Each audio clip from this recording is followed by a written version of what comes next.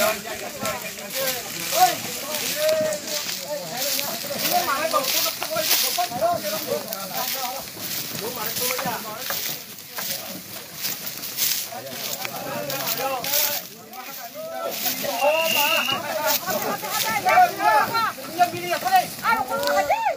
में आने वाला नहीं हूँ।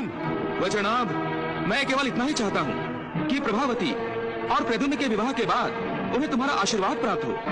जीते जी, ये विवाह कभी नहीं होगा।